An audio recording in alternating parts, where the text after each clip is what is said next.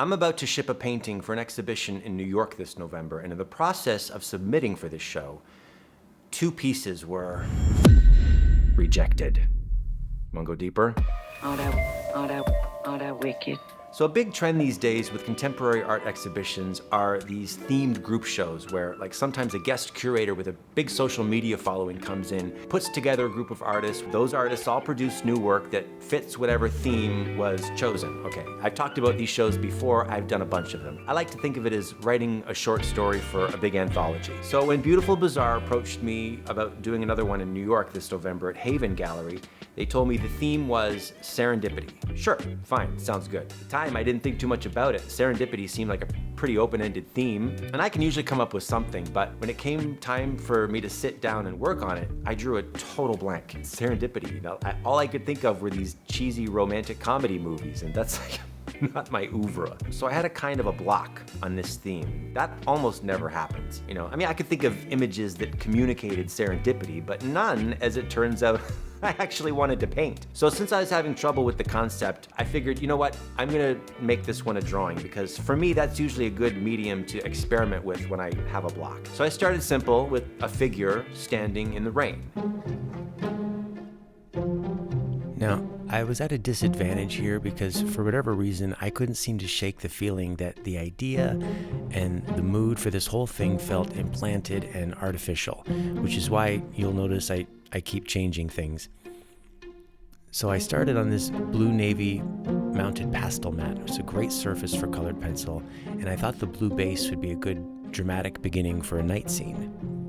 At this point, it feels a little forced, which is fine. You know, things can change while I'm working, but this is why I don't do commissions. My stuff only seems to work when I have absolute freedom to just kind of go wherever it wants. This is what happens when I'm working on something that feels compulsory. If I can't get into the mood of the piece, I start changing everything, and then I just end up spinning my wheels.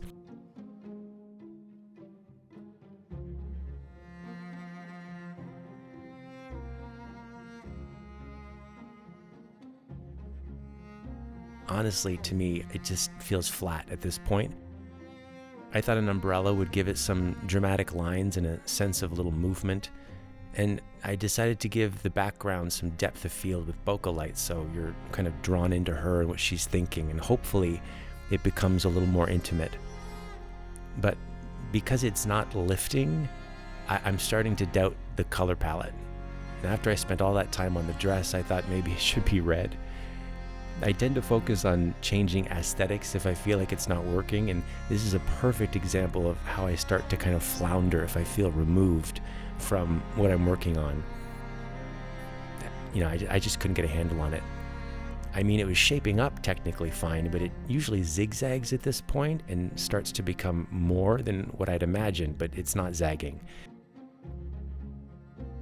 It's just missing that extra something. And without that something, it just felt like a scene from a fucking romantic comedy. Now, when this happens every so often, like if I feel like it's missing something special, I just put it away. And then maybe a few years later, I bring it out and suddenly I get where it wants to go. At this point, I don't have that kind of time. You know, the deadline is fast approaching. And to me, this piece just felt saccharine, one-dimensional. This is exactly what I was afraid of. Felt I had no choice but to, you know, start over. Okay, one man down. Now, I should mention that I'm also currently working on a solo exhibition for LA next year at Corey Helford Gallery, and I really don't have time to be doing multiple pieces for intermittent group shows, and tossing out work and starting over. But like I said, she just doesn't have a center of gravity yet, so she needs a nap in the flat file. What's the flat file, you ask? Well, it's where all the dry media goes, prints and drawings, all finished and unfinished, it all goes in the flat file. And then I thought, okay, what are you doing? Just take a look in the flat file. You know, maybe there's an unfinished masterpiece. So I fished out this sketch from my 2019 series, Through a Glass Darkly. This was my big film noir sequence of night scenes that opened in LA over COVID. You know, I never finished this drawing, but it always caught my eye when I was rummaging through that drawer in the flat file. So I figured, okay, well, let's see if we can transition this sketch into a finished piece that would be appropriate for this show. To be honest, at this point, the theme wasn't really as important to me as getting something going that I felt had a current running through it.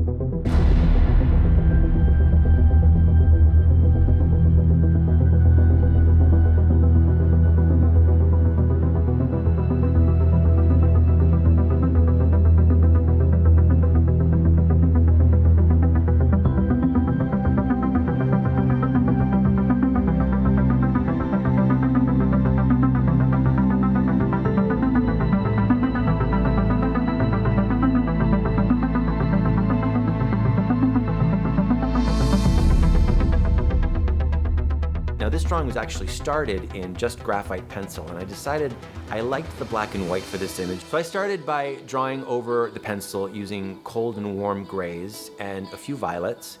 But for the skin, I used some earth greens and olive tones to sort of lift the face and give it some dimension from the rest of the figure. These are all very different colors, but when you put them together, you get a kind of interesting monochrome palette. But of course, because I had this persistent notion of romance attached to the word serendipity, out came this twisted romance between replicants. At this point, I gave in. For whatever reason, if all I can think of in terms of serendipity are these romantic comedy themes, I might as well just go at it headfirst and make it a satire. Good. So I had this cross between Blade Runner and Fatal Attraction with a soupçon of Salome thrown in there. Okay, I felt good about this one, but I wasn't altogether sure that this robot decapitation in any way fit the theme of serendipity. Then I thought, okay, I'll choose a title that will pull the whole thing together and make it all make sense. Algorithms of the Heart. Come on. It's not serendipity, but I photographed her and sent Beautiful Bazaar a high-res image. I didn't hear back right away, and that's not usually a good sign, but fingers crossed. About a week later, I did get the thumbs up, so I took her in to be framed. Now, a few days after that, I did get an Instagram message from Beautiful Bazaar asking me if this other painting that I'd posted was available for the Serendipity show. They were super nice about it, but it was clear that the drawing I submitted was, they wanted something else. Something else. And to be fair, my violent Fatal Attraction fembot was about as far away from serendipity as you can get, no matter how clever I thought my little title was. But the painting they were asking for was like a long way from finished, and I'm also working on my big solo exhibition now, and I can't stop everything and now go work on a third piece for this group show. So I just said, that one's not available, unfortunately, and I'm really sorry. But then I thought of this other brand new painting that I hadn't even considered for this show for some reason. It's a large oil painting that was originally intended as part of my Girly series, which is sort of an ongoing project that I keep adding to. It hasn't been shown anywhere in public yet, but I have posted it on social media. So I sent them an image of that one, and thankfully they liked it and they were very enthusiastic about it. So this is what will be shown in the Serendipity show in November. Well, you might be saying, well, what the hell does this painting have to do with serendipity? Well, first of all, don't speak to me in that tone. And secondly, I thought after killing all that time working on little morsels for the belly of my flat file, now seems to be the perfect time to refresh myself on the actual definition of serendipity, now that I can make no use of that information. But I just wondered if my block was coming from a basic misinterpretation of the word. In other words, I wanted to make sure that I wasn't pulling an Alanis Morissette routine where I'm writing an entire song about irony while giving no accurate examples. So, serendipity. It's an unplanned, fortunate discovery. Yeah, well, that's basically what I thought. Now, let's take a look at this work, because a lot of unusual stuff happened to have it end up in this show. The title is Nyctophilia. Now, that's an actual condition of being comfortable in dark spaces. There's a lot more to it, and I'm obviously using that title metaphorically because for people like me who get anxiety about certain heavy, dark subjects like death or loss, instead of it becoming overwhelming, which it used to when I was a kid, it becomes something I can actually use creatively. And I talked about this before. I can't even begin to express here in this video how much of a relief that is in life. It's like the ultimate Jedi mind trick. When something bad happens, always in the back of my head, I'm thinking, how can I transition this into something creative? I mean, if you can translate those unmanageable feelings into creative projects or something beautiful even, it can turn whatever you're afraid of into a romantic comedy. And that, my friend, is serendipity.